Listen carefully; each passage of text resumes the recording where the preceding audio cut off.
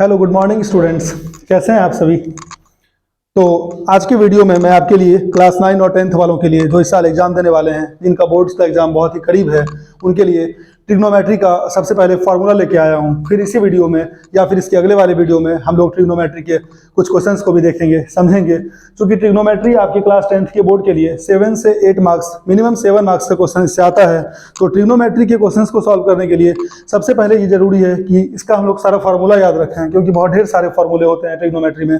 तो सबसे पहले मैं फार्मूला आप लोगों को समझाऊंगा, याद करवाऊंगा, उसके बाद फिर जाके हम लोग क्लास 10 का ट्रिग्नोमेट्री का क्वेश्चन सॉल्व करेंगे और क्लास 9 के भी क्वेश्चंस को देखेंगे। तो देर ना करते हुए सबसे पहले ट्रिग्नोमेट्री के फार्मूले में आते हैं। हम लोग यहाँ पर पहले फार्मूले से शुरू करते हैं। ये एक फार्मूला भी है और इसको आइडेंटिटी भी कह सकते हैं हम लोग, कि sine square theta plus cos square theta is equal to 1 होता है। आप लोगों को ये पहला वाला याद रखना है। इसके बाद इसके अंदर जो दो फार्मूलेज हैं, ये आइडेंटिटी है, ये खुद ब खुद याद हो जाएगा। तो sine square theta plus cos square theta अगर 1 होता है तो sine square theta is equal to 1 plus cos square theta जब इक्वल टू के राइट हैंड साइड जाएगा तो माइनस कॉस स्क्वायर थीटा हो जाएगा। ठीक उसी तरह से cos square theta is equal to क्या हो जाएगा, 1 माइनस साइन स्क्वायर थीटा। तो हम यहाँ पे कह सकते हैं कि एक आइडेंटिटी यानी कि sine square theta plus cos square theta is equal to 1 से हम लोग दो और आइडेंटिटी को याद रख सकते हैं। सेकेंड वाला आप देखें, sec square theta minus tan square theta is equal to 1 होता है। तो फिर sec square theta is equal to 1 minus tan square theta जब इक्वल टू के राइट साइड जाता है तो प्लस टेन स्क्वायर थीटा हो जाएगा, यानी कि sec square theta is equal to 1 plus tan square theta.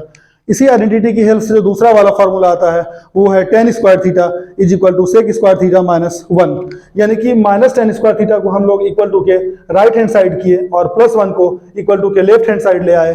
तो टेन स्क्वायर थीटा अकेला बच गया राइट हैंड साइड, तो सेक स्क्वायर थीटा माइनस 1, यानी कि टेन स्क्वायर थीटा का formula sec square theta minus 1 हुआ। तीसरा रिलेशन यानी कि cosec square theta minus cot square theta is equal to 1।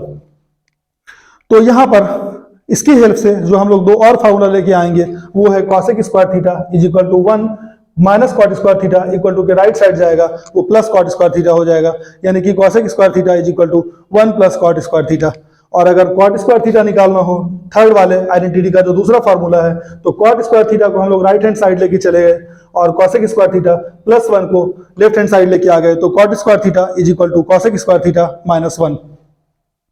तो ये हो गया साइन और कॉस, सेक और टेन और कॉसेक और कॉट का रिलेशन, जो कि प्लस माइनस की टर्म में है।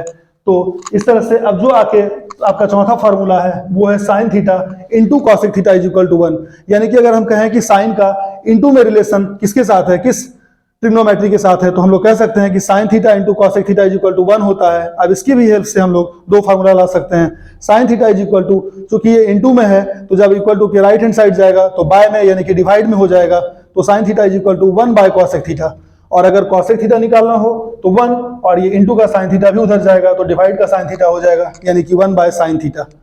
पांचवा जो हम लोगों का फार्मूला कहें या फिर आइडेंटिटी कहें वो है tan theta into cot theta is equal to 1। इसकी भी हेल्प से जब हम लोग टेन थीटा निकालेंगे तो 1 बाय कॉट थीटा हो जाएगा, और जब कॉट थीटा निकालना चाहेंगे तो फिर 1 बाय टेन थीटा हो जाएगा।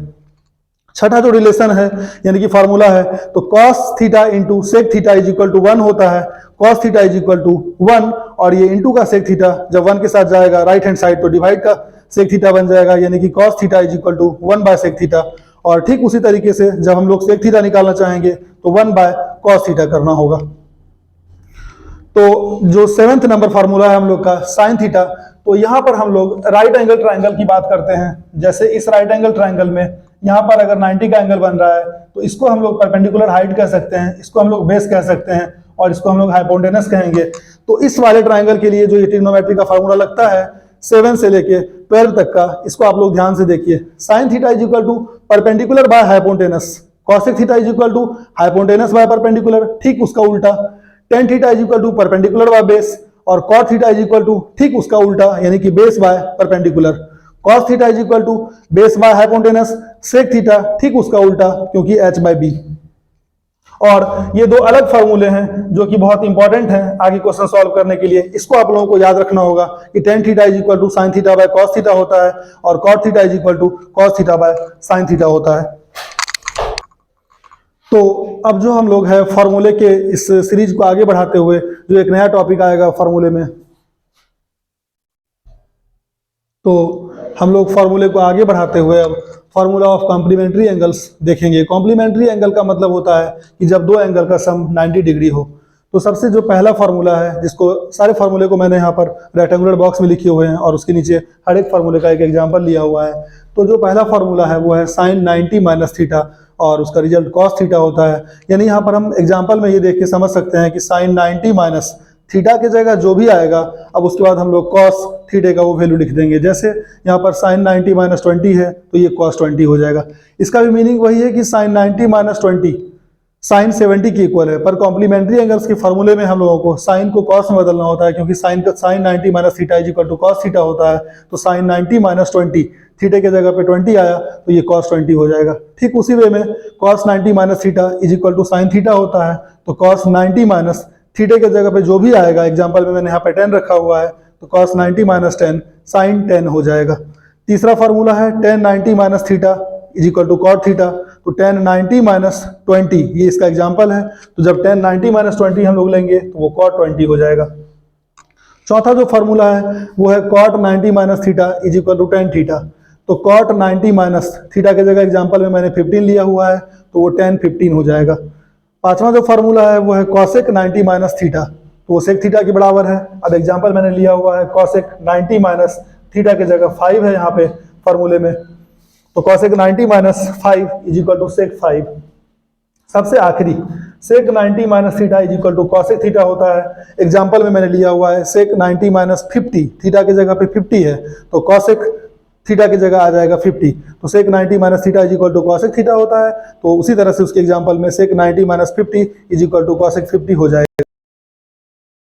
तो स्टूडेंट्स, तो ट्रिग्नोमेट्रिक फार्मूले में जो क्लास 9 और 10 के लिए हमारा अगला टॉपिक है वो है वैल्यूज ऑफ स्टैंडर्ड एंगल्स।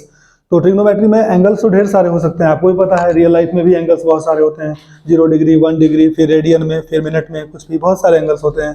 पर स्टैंडर्ड एंगल्स का मीनिंग ट्रिग्नोमेट्री में है 0 degree, 30 degree, 45 degree, 60 degree and 90 degree. तो इन सब एंगल्स का जो वैल्यू होता है sine, cos, tan, cot, cos, sec में, ये अगर हम लोग याद रख लें तो फिर इससे क्वेश्चन सॉल्व करना थोड़ा ज़्यादा आसान हो जाता है। और याद रखने के लिए कुछ ट्रिक्स होते हैं जो मैं आप लोगों को इस वीडियो में बता रहा हूँ। तो सबसे पहले साइन का जितना भी वैल्यू होता है, sine 0 degree, sine 30 degree, sine 45 degree, sine 60 degree और साइन 90 डिग्री का, ये लाइन अगर हम लोग याद कर लें तो बाकी का जो एंगल्स का वैल्यू है, यानी कि कॉस, टेन, कॉट, कॉस, सेक, वो सब हम लोग निकाल के फार्मूले के थ्रू याद रख सकते हैं। तो साइन 0 डिग्री का वैल्यू 0 होता है, साइन 30 डिग्री का वैल्यू 1/2 होता है, साइन 45 डिग्री का वैल्यू 1/√2 होता है, साइन 60 डिग्री का वैल्यू √3/2 होता है, साइन 90 डिग्री का वैल्यू 1 होता है। अब कॉस के लिए जब हम लोग निकालने आएंगे तो कॉस 0 डिग्री का वैल्यू वो होगा जो साइन 90 का है, यानी कि 1। फिर कॉस 30 डिग्री का वैल्यू वो होगा जो साइन 60 का है, यानी √3/2। फिर कॉस 45 डिग्री का अनचेंज्ड होगा, यानी कि जो साइन 45 का है वही कॉस 45 का भी होगा, यानी 1/√2। फिर कॉस 60 डिग्री का वो होगा जो साइन 30 डिग्री का है, यानी कि 1/2। और कॉस 90 डिग्री का वो होगा जो साइन 0 डिग्री का है, यानी कि 0। अब tan का जो भी वैल्यू आएगा ये आप लोगों को रट के याद नहीं करना है। tan थीटा, एक फार्मूला मैंने आपको इस वीडियो में पीछे बताया है कि tan थीटा का एक फार्मूला होता है sine theta by cos theta. अब आप लोगों को अगर tan 0 का वैल्यू चाहिए तो उसके लिए आप लोग करेंगे tan 0 यानी कि साइन 0 बाय कॉस 0। अगर हम लोगों को tan 0 निकालना है तो इसके लिए हम लोग साइन 0, तो साइन 0 का वैल्यू 0 है, और कॉस थीटा यानी कि कॉस 0, तो कॉस 0 का वैल्यू 1 है, यानी यहाँ पे 1 रखेंगे तो 0/1 तो 0 होता है। तो हम लोग कह सकते हैं कि tan 0 का वैल्यू 0 होगा। ठीक इसी वे में हम लोग यहाँ पर एंगल चेंज कर देंगे, यानी हम लोगों को tan 30 का जो है वो वैल्यू चाहिए, तो हम लोगों को उसके लिए साइन 30 बाय कॉस 30 निकालना होगा। तो इससे हम लोगों का tan 30 आ जाएगा, क्योंकि tan theta is equal to sine theta by cos theta होता है, तो tan 30 भी साइन 30 बाय कॉस 30 होगा। साइन 30 का वैल्यू आप लोगों ने पहले देख लिया है, 1/2 होता है, और कॉस 30 का वैल्यू √3/2 होता है। तो 1/2 को आप √3/2 से डिवाइड कर रहे थे, अब जब मल्टीप्लाई कीजिएगा तो इसका रेसिप्रोकल हो जाएगा, यानी 2/√3, 2 कैंसिल, तो आप कह सकते हैं कि tan 30 का वैल्यू 1/√3 है।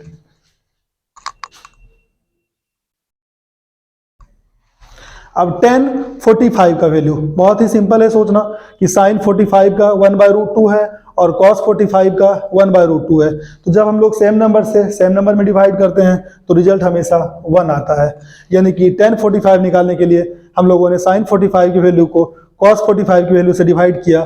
sin 45 1/√2 होता है और cos 45 1/√2 होता है, तो 1/√2 को जब 1/√2 से डिवाइड किया तो tan 45 का वैल्यू 1 आएगा।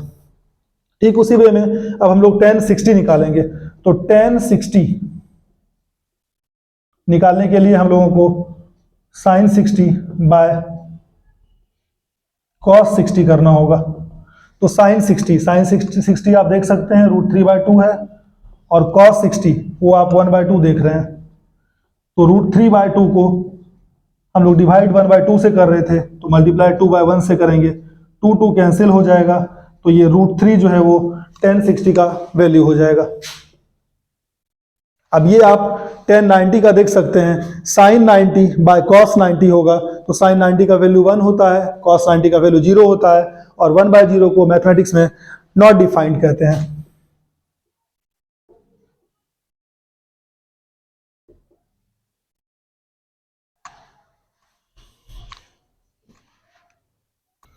तो cot का जो वैल्यू निकालना है हम लोगों को, तो अब cot का जो वैल्यू होगा cot 0 30 वो ठीक tan का अपोजिट होता जाएगा, यानी कि cot 0 का जो वैल्यू होगा वो tan 90 के इक्वल होगा। tan 90 का वैल्यू डिफाइन नहीं है तो cot 0 डिग्री का भी वैल्यू डिफाइन नहीं है। cot 30 का जो वैल्यू होगा वो tan 60 के इक्वल होगा, यानी कि √3। cot 45 का जो वैल्यू होगा वो tan 45 के ही इक्वल हो जाएगा, यानी कि 1। cot 60 का जो वैल्यू होगा वो tan 30 के वैल्यू के बराबर होगा, यानी कि 1/√3। और cot 90 का जो वैल्यू होगा वो tan 90 के इक्वल होगा, यानी कि 0।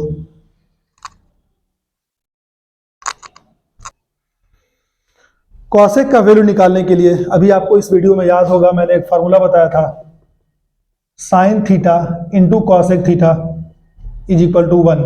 तो आप देख सकते हैं कि cosec theta is equal to 1/sin theta होता है।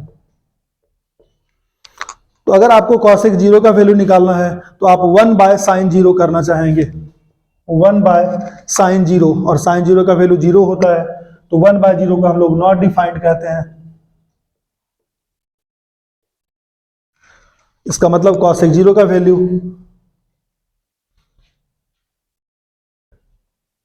नॉट डिफाइन हो जाएगा।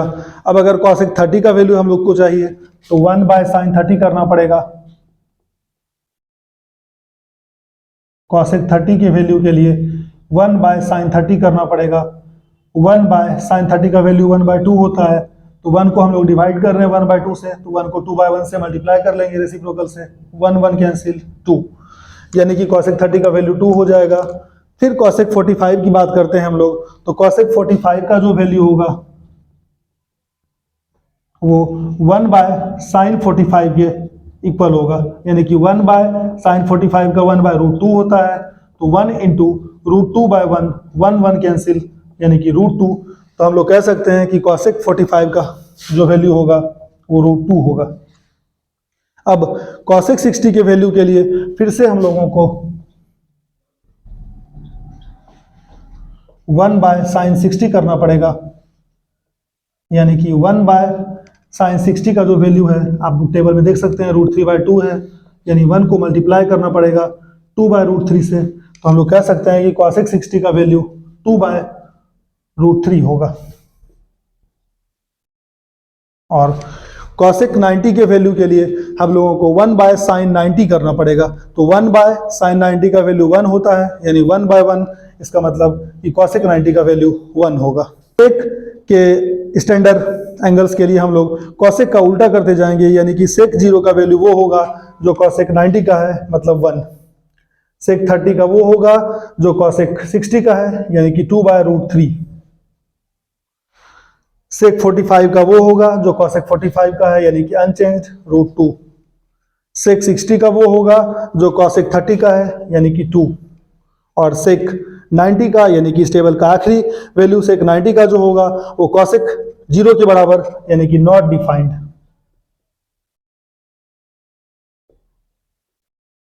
तो इस तरह से ट्रिग्नोमेट्रीज के फार्मूले मैंने आप लोगों को बता दिए हैं, जो कि इस बार वाले बोर्ड एग्जाम के लिए इंपॉर्टेंट है। इस बार नहीं बल्कि हमेशा आप 9th और 10th के जब भी ट्रिग्नोमेट्री की प्रॉब्लम को सॉल्व करेंगे तो आपके लिए काफ़ी इंपॉर्टेंट है। सबसे पहले आप लोगों को ये फार्मूला याद रखना पड़ेगा, तभी आप ट्रिग्नोमेट्री के किसी क्वेश्चन को सॉल्व कर सकते हैं। अगर आपको हमारा वीडियो पसंद आ रहा हो तो लाइक करें और हमारे चैनल को सब्सक्राइब करें। Thank you.